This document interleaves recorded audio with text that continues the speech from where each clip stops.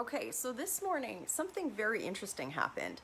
Justin Trudeau, in a news conference, said that a Canadian province could be able, and he would essentially support them, in unilaterally amending the Canadian Constitution.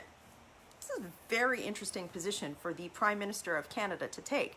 Now, I want to separate two issues here. You're going to hear a lot of reporting about the issue on which Trudeau is saying Quebec can unilaterally amend the Constitution on, and it has to do with language rights. Let's park that for a second because, I support a region of the country advocating for its interests. Certainly, French language rights are very important in Quebec. But I want to talk about the Prime Minister of Canada saying that a province could unilaterally amend the Constitution. So many of you know that in Section 36 of the Constitution, it deals with the principle of equalization payments in Canada. And for those of you who are in Alberta and Western Canada, you know that Alberta has sent billions upon billions upon billions of dollars to Ottawa and netted negative.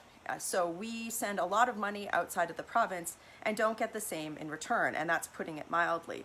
And Section 36 of the Constitution has been an irritant for Albertans for many years. It's been the source of Western alienation, and many politicians routinely talk about the fairness of equalization, such as myself. I talked about it in the Buffalo Declaration. So for Justin Trudeau to essentially say in principle today that he as the Prime Minister supports a province or a region of the country being able to unilaterally amend the Constitution in order to advocate for its best interest, that's a pretty interesting game, isn't it? So it really does beg the question, what about Alberta? What about equalization payments? And I wonder how he'd respond to that. I think that, again, Quebec, they're advocating, right now the Quebec government they're advocating for policy that they believe is in the best interest of their region and their people.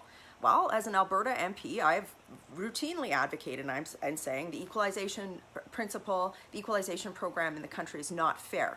I want to show you an article that was in the Global News today. It says, Alberta's economy hardest hit of all Canadian provinces in 2020 due to the COVID-19 pandemic. I mean, people in my community are really struggling here. We could really use the billions of dollars that we send to other provinces. We could use that right now. There's a lot of people in my community that are out of work because of policies that have essentially shut down the energy sector without any thought to their livelihoods.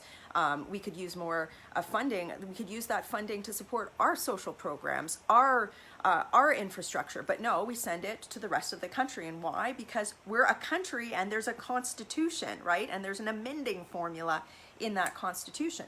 So again, for Trudeau today to be like, well, I'm not so sure about the amending formula. Maybe a province should be able to unilaterally amend the Constitution.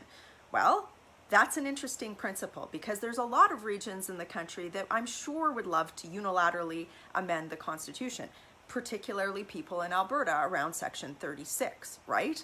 So it's a very interesting statement for him to make today.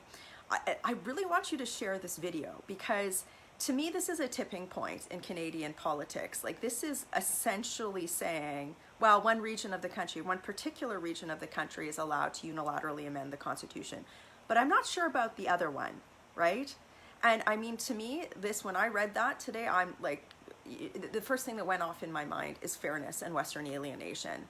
So again, completely support the rights of people in Quebec to talk about language rights and to secure language rights and to secure what they think is responsible and right for the people in their region. But what about the people in my community? What about the people in my community that are really tired of sending billions upon billions of dollars to Ottawa to hardly see anything in return and then only to have our jobs decimated by bourgeois policy put in place by Trudeau Liberals and the Laurentian elite?